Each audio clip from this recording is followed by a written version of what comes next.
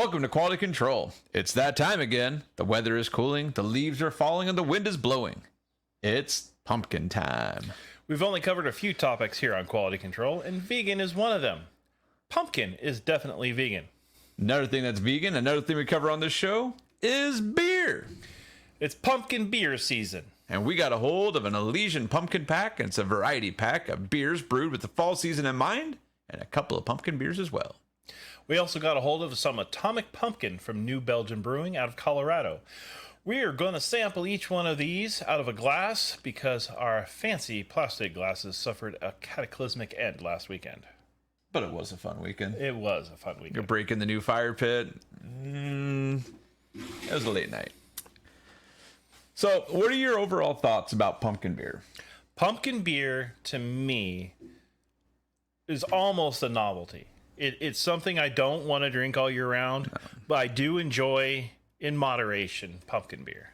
Yeah, I wouldn't necessarily seek it out. I mean, right now, too, is a real... To me, it's a huge point for seasonal beers. Yes. Because you get your pumpkin beers right now, you're getting your Oktoberfest beers, and you're getting your fresh hop beers. So it's a really, really crowded market. Mm-hmm. And I think the pumpkin trend is starting to finally kind of slow down a bit. I agree. But Elysian still does put out this variety pack. I think I've tried them all throughout the years. I think they've been doing it for 10 years or so. They've been working on this. And I've had all these before. Have you had any of them before? I've had a couple. I've had the Night Owl. What was the other one? That one. Oh, it was this one you've had before. Oh, yeah. The Great Pumpkin? Yeah. Yeah. So I've only had two out of the five we're going to try. So I'm kind of excited. I'm really excited for the Atomic Pumpkin. I don't think I've had it, but Matt insists I have. I swear I've shared it before. I'm a good guy. I like to share. So I'm excited. I think I'm even going to go a step further myself and try and rank these all in the way I think I'm going to enjoy them myself the most. And I don't know if you really need to move them around or nothing. I do think Atomic Pumpkin will be my favorite. Night Owl is always a nice, consistent beer. Maybe the Punkuccino, Dark of the Moon, then the Great Pumpkin. I'm not really huge on pumpkin beers, but I've learned a lot about myself in these last few episodes, realizing Coors Light, apparently a good friend of mine. So let's jump in here. Let's start off with the Night Owl. In the Elysian Variety Pack, we have Night Owl, brewed with 150 pounds of pumpkin in each batch, made with pale Munich and crystal malts, green and roasted pumpkin seeds, pumpkin in the mash, boil, and fermentation, bittered with Horizon hops, spiced in conditioning with nutmeg, clove, cinnamon, ginger, and allspice. That's exactly how BeerAdvocate.com describes it. Beer Advocate gave it a score of 89, and it also has a 6.7 ABV.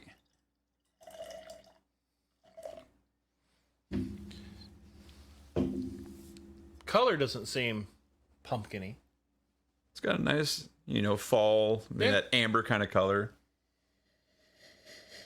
It's got that squash kind of smell. Yeah. You kind of get some of that, those conditioning smells, the nutmeg, the clove, the ginger. You get some of those, but they're really more subtle. Not a whole lot.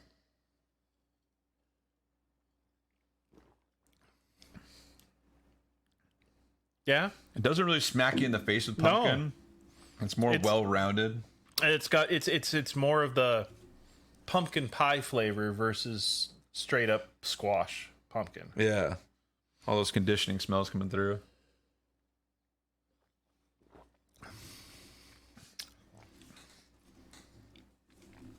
It's not... Yeah, I wouldn't drink this in mass consumption. I think I'd have one and then move on to something else. Yeah. I mean, it does kind of cover everything you'd say it does. It has definitely got the pumpkin. It definitely got all those, spices and such. It's a solid pumpkin beer. It's not overpowering. But like you said, it'd be kind of a one-er and doneer. So another beer we have in this patch is the Punkuccino. A pumpkin ale with attitude of the world worry barista. Punkuccino packs a short shot of Stumptown coffee toddy in your pint with just a shake of cinnamon and nutmeg. Pale brown bisque, C77 crystal, chocolate, and kiln coffee malts provide the body. German Northern Brew lends a touch of bitterness, and lactose sweetens just a touch. The pumpkin additions in the mash, kettle, and fermentation with an ABV of 5%. So Beer Advocate scored this beer at 92, and it ranked at number 8 overall in the pumpkin beer category. Wow, you're definitely full of coffee. Coffee off of that. It's even dark, like coffee. God, that is really. You can still almost has like there's an amber color in there too. No, it is. It is it's like coffee colored. Yeah, that's a really nice smell.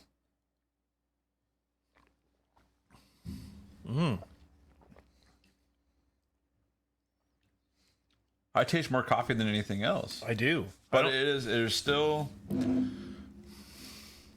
a little something else in there. No, I don't get anything but coffee. It doesn't taste like a real cup of coffee, though. It's like a cup of coffee with something else going on. I don't know if you'd call it beer, if you'd call it pumpkin. I don't know. Maybe there's a bit of spice at the end. Maybe that's what it is. Does it have all that in there? Yeah. Shakes of cinnamon and nutmeg. Huh.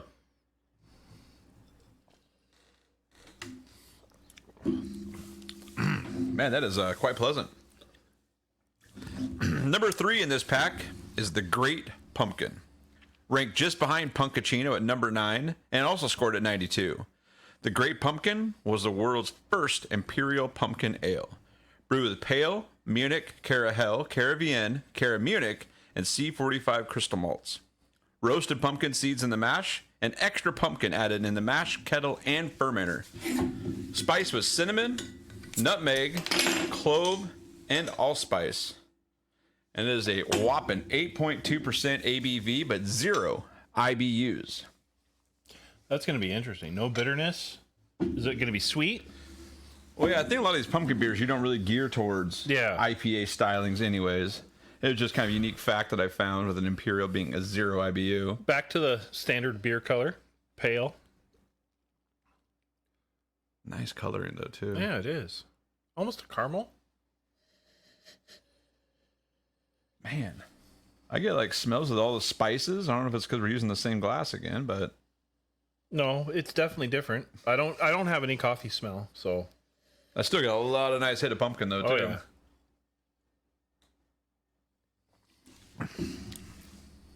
An 8.2. Wow, doesn't really burn like an 8.2. It's pretty smooth.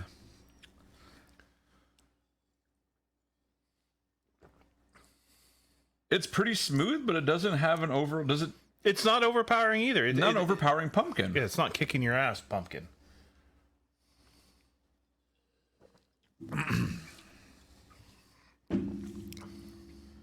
That goes down really smooth. Yeah, I could probably have a couple of those. That is insane. That is not bad. Again, a little surprised by that. Last in the pack is the Dark of the Moon. Spooky smooth and chocolatey. A perennial favorite and a 2010 silver medalist in the Great American Beer Festival Field Beer category. Dark of the Moon is brewed with Great Western Pale, Crisp 77 Crystal, Munich, Cara Vienne, roasted chocolate, and special bee malts.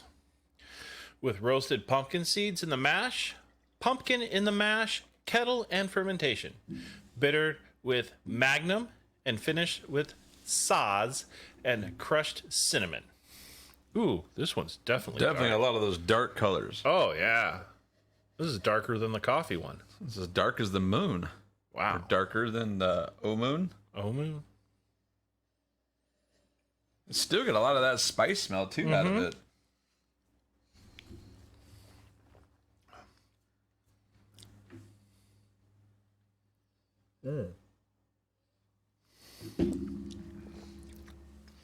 What does this one have on liking ABV? This. This is 7.5 ABV. So it's definitely not a sissy pants beer. No. No. But that is, I mean, it's kind of got, does this lean more towards those spice elements again? Yeah, it does. And for a stout? It's crushable. My heavens. You get that stout. There's a little bit of that stout in the background. That stout flavor in the background. But other than that... That chalky, wow, chocolatey, robust, yeah. That is very good. It was. That is very, very good. So we got one more to go. So we tried the Elysian, and they are more pumpkin beers with the traditional styles. New Belgium went a separate direction and added peppers to their pumpkin beer. I truly enjoy this beer every season whenever it hits. And Beer Advocate quotes Voodoo Ranger with, "Enough of the run-of-the-mill pumpkin beers. I'm not interested in an ale that takes cues from a frozen coffee drink. And neither are you. That's why I made Atomic Pumpkin." Does it really feature habanero peppers? Yep. What about Saigon cinnamon, Ding! Aji, and Del Arroyo peppers? Winner, winner. I round it all out with a hearty malt bill that makes for a spicy brew that puts the fun back in pumpkin. Ah, well, spelling was never really a big strength of Voodoo Ranger. This is an ale brew with pumpkin juice, Saigon cinnamon, habanero, aji, and Del Arbol peppers. Tim's, when's the last time you had a cup of pumpkin juice? What is pumpkin juice? Is that all the leftover marinade from the jack-o'-lanterns? So you get to smell that peppers at all?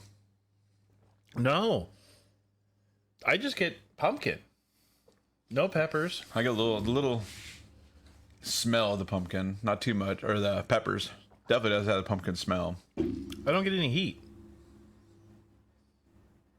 Does it get you in the back of the throat? No. It's odd, because usually that's the first place I get it. Well, I feel it constricting on me. Not me. Nothing. Atomic Pumpkin is 6.4 ABV. Yeah, I get just a little bit. It's a nice. It seems like they kind of toned it down a bit more. I still do pick it up though. I don't get nothing. Finish some more of it. So I'm definitely surprised by a few of these.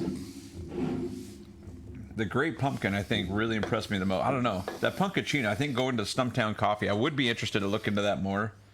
Because I don't remember the coffee flavoring ever being that robust as it was this time around. That's really good, the Stumptown Coffee. So what did they use last year? I don't know. That's why I was going by the research into it. So I don't know if that's the first thing they've done this one with, or if they've used it before and they just added more. Because I know they've had Punkuccino in this all the time. All right, so Tim, let's start with you. Like, which one would you have a second one of? Well, definitely the stout. And you never had that one before, have you? No. So the Dark of the Moon. They're pretty cool And label, probably too, on there. the Punkuccino would be number 2. The Night Owl. I'm kind of disappointed with the New Belgium. I'm getting a little bit in the back of my throat now. Yeah, so probably the Great Pumpkin and then Atomic Pumpkin. Huh. I'm disappointed. I was expecting more of the heat. Yeah, I'm trying not to like lean on that because I was before. It's always been a real like direct, quick thing, and I still get it. It doesn't seem as much, but maybe that's why they did tone it down. Is because it was a bit much for more people. You got to cater to the larger crowd. I still think the Night Owl is a great crushable beer myself. I really do enjoy it. I'm not big on the darker beers though, so it kind of explains why for me. The Great Pumpkin though, that one really pulled up for me. I was not expecting that. Incredibly crushable, really, really delicious. More than I thought it'd be. The Atomic Pumpkin, it still holds a place in my heart. I still get the heat. I still like it. God, this is like beyond difficult because I don't think any of these deserve to be in last place. But I would say the Punkuccino and then the Dark of the Moon. Really? Just because I like coffee more. I mean, like I said, dude, these all should be second place. I myself am a huge fan of pumpkins. It's kind of my season. I enjoy them, so I don't know if I'd explore them too much more before or after. Like, I'm not going to say, like, June or July, I need a pumpkin beer right now. During this season, though, it is fun to have a couple. And I kind of got tired of the Elysian variety pack a few years back. I haven't really looked back into it. Obviously, they're still giving a truck, even though Budweiser and Anheuser got a hold of them. And it's great to see what they're doing because those are actually all really, really impressive beers, and I'm glad we did this. So my expectations for the Atomic Pumpkin was more of, what was that one? Was it Tapatio? That one? Oh, the Sriracha beer. The Sriracha. I was expecting that where it was like you swallow it and it's right there in the back of your throat, that little burn. And typically it is. So I'm thinking they must have toned it down a bit this year. The peppers just weren't as hot because of or some of the reasons. But the other beer, too, that Ghost Fish we had, that was another real spicy pepper beer. Triple Horn is a nice pepper belly beer, too. Peppered beers are another thing that I only can enjoy, like novelty-wise. Yeah. Not very much of. No. Because that just puts me in a horrible pattern of, oh my God, this is spicy. I need something to drink. Here's a beer. And you repeat. Oh my God, it's spicy. Why did I drink that? I need something else to drink. Yeah. Man, this has been a really great eye-opener. I mean, I'm really impressed. I don't know. Like, it is so hard to put any of those in third or fourth. Because this one, I love the coffee on the Punkuccino. I mean, that is just such a robust smell. And the Dark of the Moon, man, that's a great little beer, too. That's one, again, hanging out by a fire pit, melting taster glasses. I don't know why you kept throwing the fire poker at me. Well, gravity does do things. You think it's my foot. What can you do? If I filmed it, maybe we'd know. Another episode for another time. Who wants to watch us drink by a fire? You guys all stay safe this Halloween. We'll do another episode soon. I think so. See you guys on Quality Control.